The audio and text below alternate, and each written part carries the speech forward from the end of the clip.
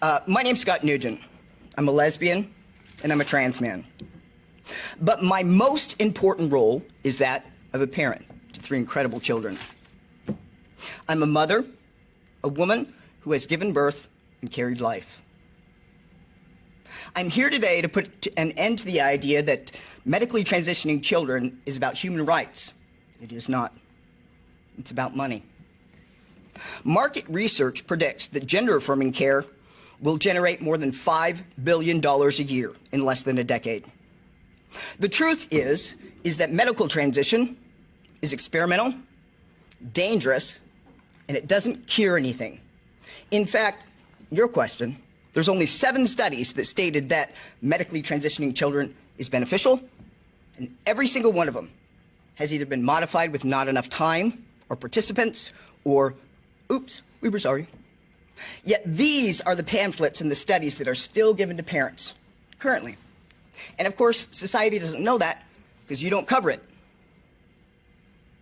We now have children's hospitals all over Europe halting and banning all childhood medical transition, calling it the worst medical scandal in modern history. Yet here in the United States,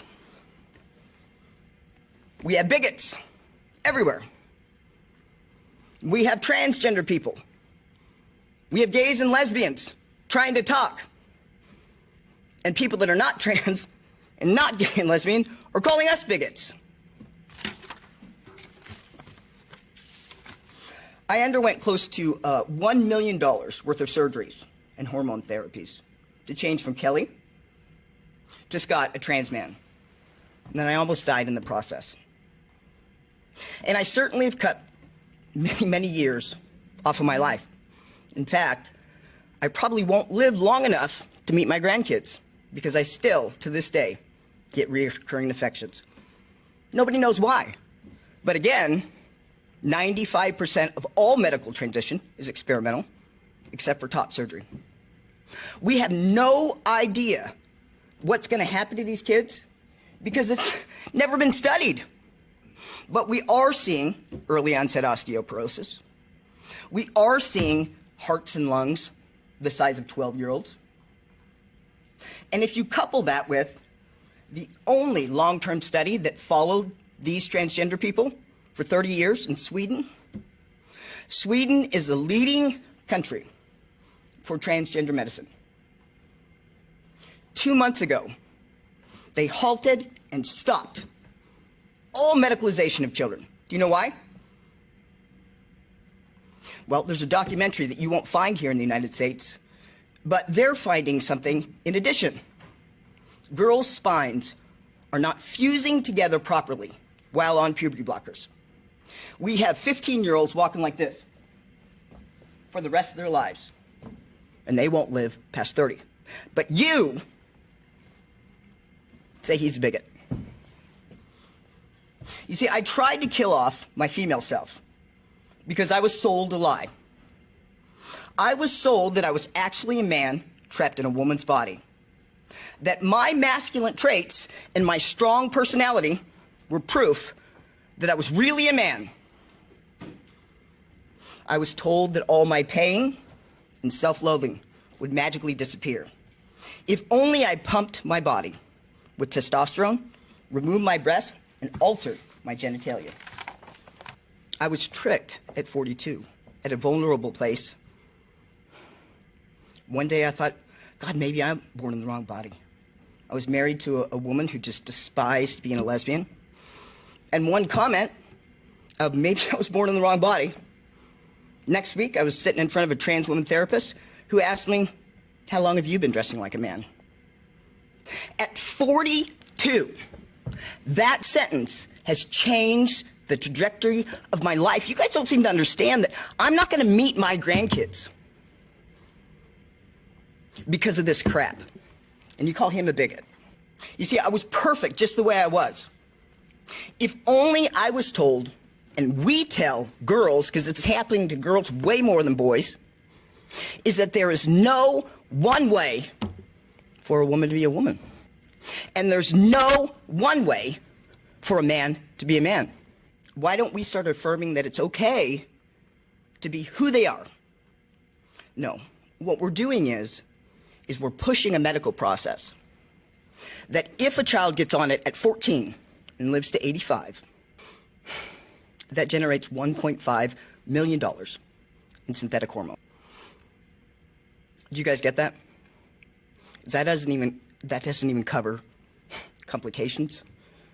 It doesn't cover surgery. And yet you call him a bigot. And you don't talk to me. You show all of the people, trans women are women. We need to let children have the time to learn to love their natural bodies and embrace their differences. Because the truth is that the kids that are wanting to medically transition are the most vulnerable parts of our society. They are the ones that are same-sex attracted. This bigot, he's trying to protect gays and lesbians, future gays and lesbians, but you call him a bigot. They are children that are mentally gifted. They are children that have ADHD. They are children that are mentally ill. They are all the kids that don't belong. You're robbing that time that they need to gain a thick skin. Because at 25, being different, how many sane people have done anything major in this world? They're all different people. But you don't realize that until you're a CEO at 25. You're stealing that from them.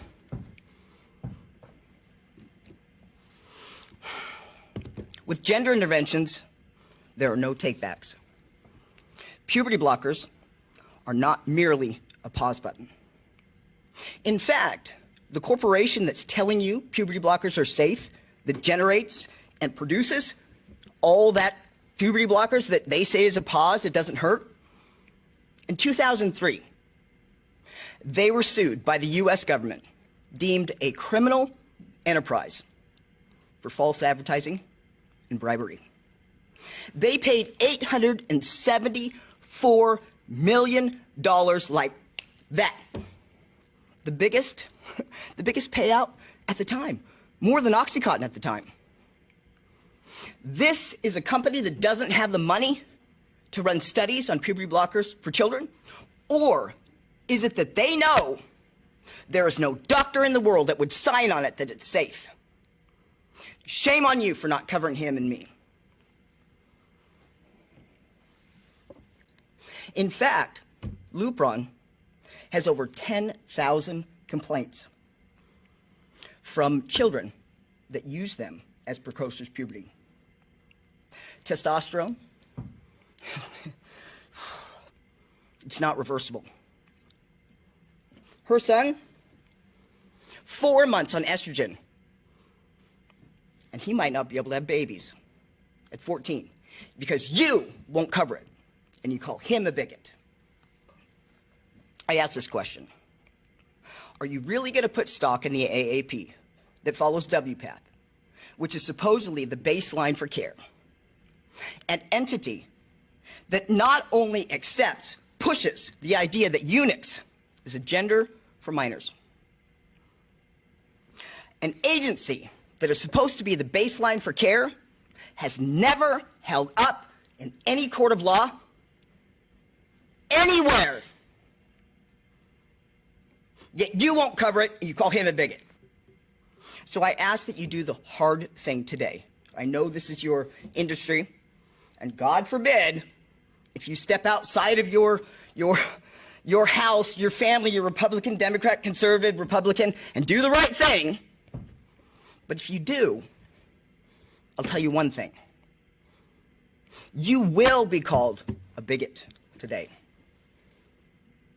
But those bigots in history will go down as heroes. So are you in the media that can save these kids? Are you going to do the right thing and cover and investigate and ask questions and interview everybody? Or are you just going to sit there and record, change women,